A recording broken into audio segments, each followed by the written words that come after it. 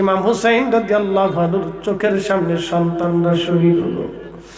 ছোট্ট শিশু আলী আসগরকে মা কোলে করে নিয়ে আসছে। স্বামীরা আমার ছোট্ট শিশুটা তো কোনো অন্যায় করে নাই, স্বামীরা একটা বারের জন্য তার একটু পানি পান করায় নিয়ে আসে। ছোট্ট বাচ্চাটাকে বুকে নিয়ে বড় আশা নিয়ে ইমাম হুসাইন 22,000 সৈন্যের সামনে দাঁড়ায় গেলেন। ডাক দেয়া বলেন, ইয়াজিদের সৈন্যরা রে, তোমাদের দৃষ্টিতে আমি তোমাদের দুশমন হতে পারি, কিন্তু আমার ছোট্ট শিশু বাচ্চা তো কোনো অপরাধ করে নাই। তোমরা আমার বাচ্চাটাকে পানি পান করাও। আজকে 3 দিন পানি বিহনে আমার বাচ্চাটার কলিজা শুকাই গেছে। আজকে 3 দিন পর্যন্ত মায়ের কোলে কান্না করে গো। একটু পানি পান করে আমার সন্তানের কলিজা ঠান্ডা বানাও। তোমরা যদি বিশ্বাস না করো গো, আমার সন্তানটাকে তোমরা নিয়ে পানি পান করে দাও। বেঈমানদের মনে মায়া লাগে নাই, জালিমদের মনে মায়া হয় নাই, জালিমদের মনে মায়া হয় নাই, জালিমদের মনে মায়া হয় নাই। সেই দিন জালিমরা তীর ছুঁড়ে মেরে বাবার কোলের মধ্যে ধরে রাখা ছোট্ট শিশু আলী আসগরের কলিজা বিদীর্ণ হয়ে যায়। আর ওই বুঝি রে যাই রে সোনা, কারবালার মাতম জারি। কান্দে ইমাম হুসাইন বিনয় করি,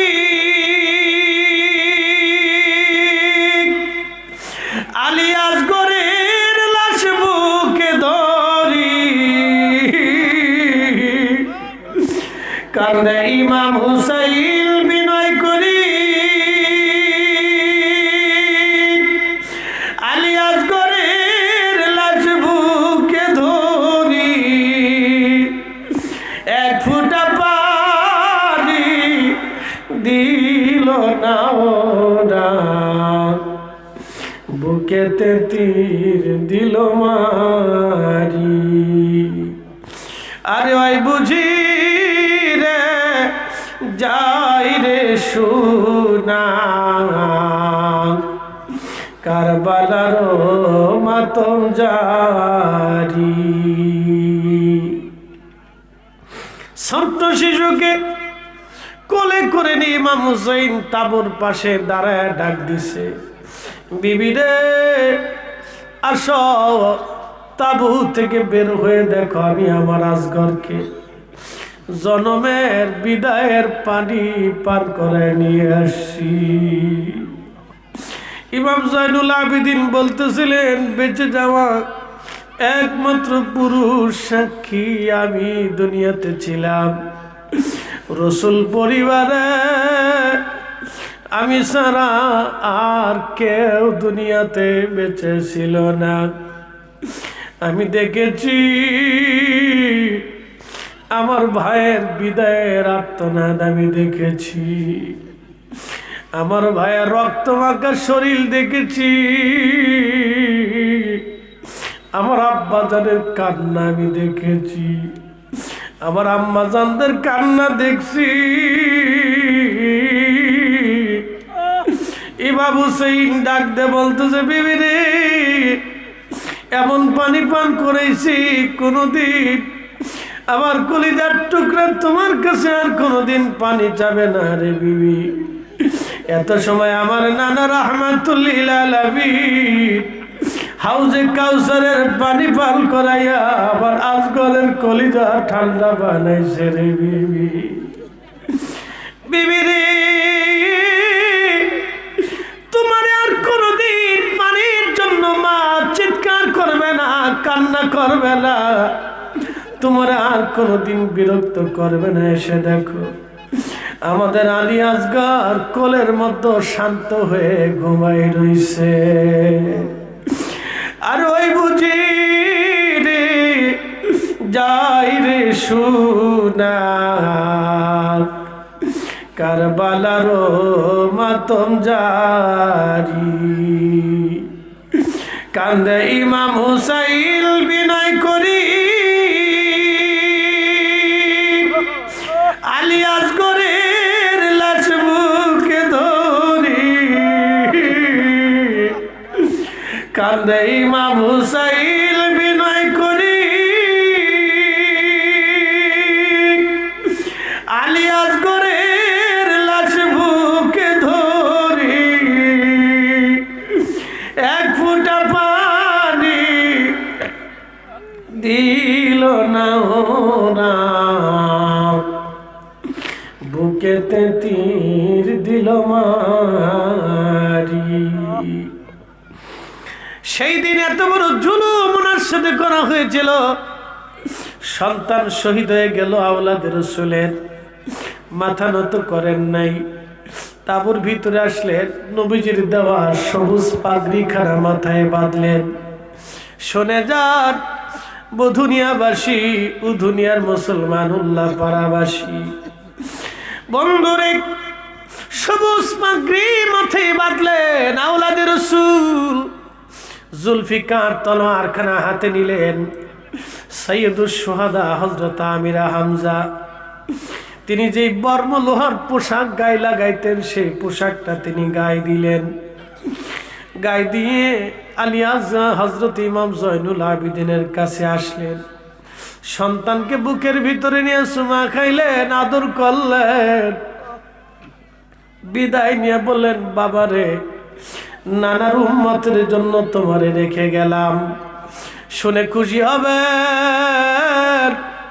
ইমাম জয়নুল আবিদিনের রক্ত দিয়ে দুনিয়াতে ইমাম মাহদী দুনিয়াতে কিয়ামতের মাগে আসবে ওই রক্ত দিয়ে হুজুর গাউসে বাগ মুহিউদ্দিন আব্দুল কাদের জিলানী দুনিয়াতে আসছে হযরত ইমাম জয়নুল আবিদিনের রক্ত দুনিয়াতে যার শরীরে প্রবাহিত হয় সে অবশ্যই আল্লাহর ওলি হয়ে কবরে যাবে সে আল্লাহর ওলি হয়ে কবরে যাবে আশিক রাসূল হয়ে কবরে যাবে ওই আওলাদে রাসূল জীবনে কোনোদিন ফায়সা কাজ ফাসিকি হারামি কাজ করবে না কারণ তেনার শরীরে হযরত জয়নুল আবিদিনের রক্ত প্রবাহিত হয় ইমাম জয়নুল আবিদিনকে বললেন আব্বু তোমার নানার উম্মতের জন্য রেখে গেলাম ইমাম জয়নুল আবিদিন বললেন আমি অসুস্থ ছিলাম আব্বাজানকে বললাম আব্বাজান আমার বড় ভাই ইমাম কাসেম শহীদ হয়ে ঘুমাই রয়েছে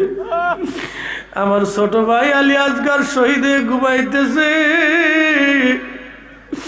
আমার বড় ভাই আলী আকবর ঘুমাইতেছে আমার কত সাথীর এই জমিনে শহীদ হয়ে ঘুমাইতেছে আমারও যদি একটু সুযোগ দিতেন আমি আপনার জন্যই কারবালায় শহীদ হয়ে আসতাম ইমাম হোসেন ডাক ডাকা বাবা আব্বা তোমার আমার নানার উম্মতের জন্য রেখে গেলাম রে আলিয়া জয়নুল আবিদিন তুমি থাকো তুমি তোমার মার খেদমত করো পরিবারের দেখাশোনা করো ইমাম হুসাইন তার বোন হযরত জয়নবকে কাছে ডাক দিলেন জয়নবের কাছে ডাক দে বলতেছে কলিজার টুকরা বোন আমার আমি বিদায় নিচ্ছি দুনিয়াতে আর কোনোদিন দেখা হবে না কলিজার টুকরা রে বিদায় দাও আর দুনিয়াতে কোনোদিন দেখা হবে না পৃথিবীর কোন বোন পারে ভাইকে এইভাবে বিদায় দিতে ভাইটা বুকের মধ্যে মাথা ঠেকাইয়া হযরতে জয়নব রাদিয়াল্লাহু আনহা চোখের পানি ফেলে কাঁদতেছিলেন ভাইজান আব্বা হারাইছি মা হারাইছি বড় ভাইটাও শহীদ হয়ে গেল তারাও হারাইছি আপনারে দাওয়াত করে এনে কারবালায় নির্মম ভাবে আমার কলিজার টুকরার সন্তানদেরকে হারাইছি আমাদের পরিবারের সন্তানদের কাজে কারবালায় হারাইছি আপনিও চলে যাচ্ছেন এই সময় আপনাকেও হারাবো আমরা রে কার কাছে রেখে গেলেন ইমাম হুসেন ডাক দেখায়, জয়নব রে, আল্লাহর আমানতে দিয়ে গেলাম, 3টা ওসিয়ত মানবা। আমি শহীদ হয়ে যাওয়ার পর ওরা আমার লাশের উপর অত্যাচার করবে, আমার লাশটাকে ছিন্ন বিচ্ছিন্ন করবে, ক্ষত বিক্ষত করে ফেলবে। আমার সাকিনা আমারে বেশি ভালোবাসে রে আমার বোন, আমার সাকিনারে আমার লাশের পাশে যেতে দিও না। আমার সাকিনা আমার এই খণ্ড বিখণ্ড লাশ দেখলে সহ্য করতে পারবে না। 2 নাম্বার ওসিয়ত করে যাচ্ছি, জয়নব রে, আমার জয়নুল আবেদিনকে তোর কাছে দিয়ে গেলাম, সন্তানের মতো আমার জয়নুল আবেদিনকে বড় করবি। আমার নানার উম্মতের জন্য আমার জয়নুল আবেদিনকে এই দুনিয়াতে রেখে গেলাম। 3 নাম্বার ওসিয়ত, যদি কোনো দিন মদিনায় যাইতে পারো, কলিজার টুকরা বোন আমার, দুনিয়ার কোন রাজা বাচ্চার কাছে আমাদের এই কুরবানির ফয়সালা টানতে যাবি না। এই ফয়সালা দুনিয়াতে আমি টানবো না, এই ফয়সালা আমি আসমান জগতে টানবো। জয়নব রে, যদি কোনোদিন মদিনায় যাও, যদি কোনোদিন মদিনায় যাওয়ার সুযোগ হয়ে যায় রে জয়নব, দুনিয়ার কারো বাড়ি যাবি না, মদিনায় কারো ঘরে যাবি না, আমার নানার রওজা মোবারকের পাশে দাঁড়াই 3 দিনের কষ্টগুলি নানার রওজার পাশে দাঁড়ায় দাঁড়ায় বলবি, আবার নানা রওজা মুবারকের পাশে 3 দিনের কষ্টের কথাগুলি দাঁড়ায় দাঁড়ায় বলবি।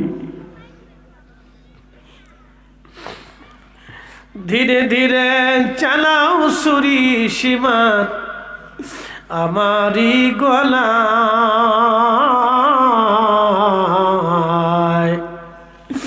জয়নাল আবেদিনের কান্দন শুনতে দাও আমায়, জয়নাল আবেদিনের কান্দন শুনতে দাও আমায়। আমার নানা নবী ছিল উম্মতের শাফিঈ, আমার নানা নবী ছিল উম্মতের কান্ডারি হল, তোরাইবেন নানাজি আমার হাসরের বেলা, জয়নাল আবেদিনের কান্দন শুনতে দাও আমায়, জয়নাল আবেদিনের কান্দন। আল্লাহর নবী বললেন, হালাকাতু উম্মতি আলা ইয়াদাই গিলমাতি মিন কুরাইশ, আমার কুরাইশ বংশের এক যুবকের মাধ্যম দিয়া আমার উম্মত ধ্বংস হয়ে যাবে। সহিহ বুখারীর হাদিস, হালাকাতু উম্মতি আলা ইয়াদাই গিলমাতি মিন কুরাইশ, আমার কুরাইশ বংশের এক যুবকের মাধ্যম দিয়ে আমার উম্মত ধ্বংস হয়ে যাবে। হযরত ইমাম হযর আসকালানী শরহে বুখারী ফাথুল বারীর মধ্যে তিনি হাদিসের ব্যাখ্যা করতে যায় লিখলেন, সেই লোকটাকে যার মাধ্যমে এই উম্মত ধ্বংস হয়ে যাবে। এই হাদিস যিনি বর্ণনা করলেন তিনি হযরত আবু হুরায়রা রাদিয়াল্লাহু আনহু। তিনি আবার বাজারে বাজারে রাস্তাঘাটে যখন হাঁটতেন তখন মানুষ দেখলে দোয়া করতেন, আল্লাহুম্মা লা তুদরিকনি সানাতুস সিদ্দিন ওয়ালা ইমারাতুস সিবিয়ান, আল্লাহুম্মা লা তুদরিকনি সানাতুস সিদ্দিন ওয়ালা ইমারাতুস সিবিয়ান। আল্লাহ, আপনি আমাকে 60 হিজরির যুবকের শাসন থেকে আপনি আমাকে বাঁচান। আল্লাহ, 60 হিজরির যুবকের শাসন থেকে আপনি আমাকে বাঁচান। ইমাম হযর আসকালানী লিখতেছে, হযরত আবু হুরায়রা ইন্তেকাল করলেন 59 হিজরিতে, আর ইয়াজিদ ক্ষমতায় বসলো 60 হিজরিতে। তার মানে আবু হুরায়রার দোয়া থেকে বোঝা যায় যে যুবকের মাধ্যম দিয়ে উম্মত ধ্বংস হবে, ওই যুবকের নাম ইয়াজিদ। যুবকের নাম কি? এখন বলেন, তার জন্য কি দোয়া হবে?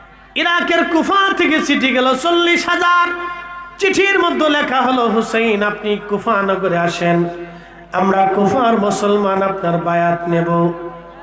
ইমাম হুসাইন তাদের কথা বিশ্বাস করলেন। তাদের কথা বিশ্বাস করে সপরিবারে 72 জন পুরুষ সঙ্গী নিয়া আর 28 জন নারী সঙ্গী, মোট 100 জনের মতো একটা ছোট্ট কাফেলা নিয়া তিনি সুদূর মক্কাতুল মুকাররমা থেকে ইরাকের দিকে রওনা হয়ে গেলেন। কিন্তু তিনি জানেন না ইরাকের মানুষ তার সাথে বেঈমানি করবে। হযরত ইমাম হুসাইন যেতে যেতে কারবালা প্রান্তরে আসলেন। আসার পরে ইয়াজিদের সৈন্যরা কারবালা ঘিরে ফেললো। 7ই মুহররম তাকে ঘিরে ফেলে দেওয়া হলো। আহা দুঃখিত, 3ই মুহররম তাকে ঘিরে ফেলে দেওয়া হলো। 7ই মুহররম তার জন্য ফোরাত নদীর পানি বন্ধ করা হলো। ইমাম হুসাইন বললেন, দেখো তোমাদের সাথে আমাদের শত্রুতা হতে পারে, তোমরা আমাকে শত্রু মনে করো, আমি তো এইখানে জোর করে আসি নাই, তোমরাই আমাকে দাওয়াত করে আনছ। দাওয়াত করে এনে কি কোনো মেহমানের সাথে এইভাবে আচরণ কেউ করে? আমি তো মেহমান। কিন্তু কে কার কথা শুনে ওরা ফোরাত ঘিরে ফেলল। একই হুকুম, ইমাম পরিবারে কোনো পানি যাবে না। আহা যদি কেউ কোনোদিন আরবে যান তো জানেন, হজ যারা করছেন তারা জানেন, প্রচণ্ড গরমে কলিজা পর্যন্ত শুকায় যায়। আমি হজ যখন আরাফাত থেকে হেঁটে হেঁটে আমি মুজদালিফায় গেলাম, চিন্তা করলাম হজে আসলাম, যদি হেঁটেই হজ না করতে পারি তাহলে হজের মজা লাগবে না। আরাফা থেকে হেঁটে হেঁটে মুজদালিফা আসলাম, মুজদালিফা থেকে হাঁটা শুরু করে আমি জমারাতে আসলাম, জমারাতে শয়তানরে পাথর মেরে হেঁটে হেঁটে কাবায় আসলাম, কাবাতে এসে আমি আল্লাহর ঘর তাওয়াফ করলাম, ফরজ তাওয়াফ করার পরে তারপরে আমি হালাল হলাম। সেটিকে হাঁটা না, পুরা হাঁটার পরিসংখ্যান করে দেখলাম যে মিনিমাম 30 কিলো পর্যন্ত হাঁটা হয়েছে। তো এই জন্য বৃদ্ধকালে হজে গেলে হজের মজাটা তেমন বোঝা যায় না, এটা জোয়ানকালে করাটাই ভালো। তো কারো যদি জোয়ানকালে সামর্থ্য থাকে তাহলে হজ করে আসবেন। আমার এক মুসল্লি হাউজিংয়ে, আমি তো জুমা পড়াই, তো অনেক মুসল্লি, এক মুসল্লি এসে বলতেছে, হুজুর আমার অনেক বড় ভুল হয়ে গেছে। বললাম কি ভুল? বলে, হুজুর আমি যখন একসময় ব্যবসা করতাম, কোটি কোটি টাকার মালিক ছিলাম, ওই সময় আমি হজ করি নাই। এখন হুজুর আমার ব্যবসা নষ্ট হয়ে গেছে, আমি গরিব হয়ে গেছি, হুজুর আমি এখন হজ করতে কেমনে হজ করবো, আল্লাহ কি আমার মাফ করবে? আমি বললাম, হা আপনার যখন সম্পদ ছিল আপনি হজ করেন নাই, এখন সম্পদ শেষ হয়ে গেছে, এখন হজের চিন্তা আসলো, তারপর আপনি তওবা করেন, আল্লাহ মাফ করবে।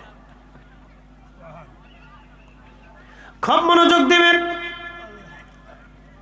এই হাঁটার সময় প্রচন্ড আরবের গরমে কলিজা পর্যন্ত শুকায় যায়, ভিতর থেকে শুকিয়ে আসে। ইমাম পরিবারের 3 দিন পর্যন্ত পারি নাই, প্রচন্ড গরমে কলিজা পর্যন্ত সবার শুকায় গেল। করুণ সে দৃশ্য, আহারে হযরত ইমাম কাসেম ইমামে আলী আকবর সহ সবাই তৃষ্ণার্ত হয়ে গেল। 10ই মুহররম সকালবেলা ইমাম হুসাইন তিনি 22,000 ইয়াজিদের সৈন্যের সামনে দাঁড়াইলেন।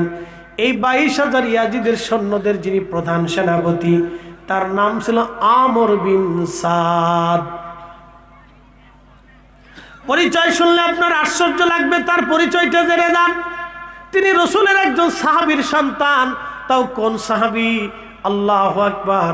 দুনিয়া থেকে 10 জন সাহাবী জান্নাতের সার্টিফিকেট পেল। আবু বকর ফিল জান্নাতি, ওমর ফিল জান্নাতি, উসমান ফিল জান্নাতি, আলী ফিল জান্নাতি, তালহা ফিল জান্নাতি, আব্দুর রহমান ইবনে আউফ ফিল জান্নাতি, আবু উবাইদ ইবনে জাররাহ ফিল জান্নাতি, সাইদ ইবনে জুবাইর ফিল জান্নাতি, আবু সাইদ ইবনে জুবাইর ফিল জান্নাতি, আব্দুর রহমান ইবনে আউফ ফিল জান্নাতি, সাদ বিন আবি ওয়াক্কাস ফিল রিদওয়ানুল্লাহি তাআলা আলাইহিম আজমাইন ফিল জান্নাতি। এই 10 জন সাহাবীর 10 নম্বরে যার নাম বললাম তিনি সাদ বিন আবি ওয়াক্কাস। দুনিয়ার থেকে জান্নাতের সার্টিফিকেট পেলেন, তার বেটার নাম আমর। তিনি আজকে কারবালার ইমাম হুসাইনকে হত্যা করার জন্য 22,000 সৈন্য নিয়ে এসেছে। 22,000 সৈন্যের তিনি সেনাপ্রধান আমর বিন সাদ। সাদ রাদিয়াল্লাহু আনহুর ছেলে আমর। টাকার জন্য, ক্ষমতার কাছে ওই জমানায় মানুষ বেঈমান হয়েছে। এই জমানায় টাকা ক্ষমতার কাছে মানুষ বেঈমান হয়ে যায়। কথা কম না কেন, ঠিক কিনা? ওই জমানাও তো টাকার কাছে ক্ষমতার কাছে মানুষ বেঈমান হয়েছিল, এই জমানাতেও হবে, কিয়ামত পর্যন্ত চলবে। টাকার কাছে ক্ষমতার কাছে মানুষ ঈমান বিক্রি করে দেয়। হ্যাঁ, এটা ঈমান বিক্রি করে দেয়।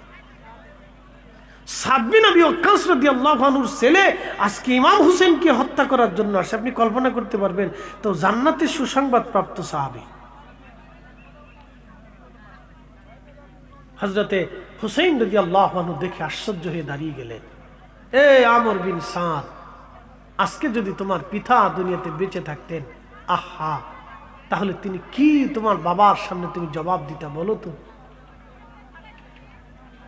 শুনে না শুনে ধর্মের কাহিনী, জালিম তো জালিমই। হযরত আমর বিন ইমাম হুসাইন রাদিয়াল্লাহু আনহু তিনি ডাক দিলেন, হে আমার সাথীরা, কারবালা প্রান্তরে তোমরা যারা আছো, বলো তো আমার এই হাত দিয়ে আমি কি কাউকে অন্যায়ভাবে একটা থাপ্পড় মেরেছি?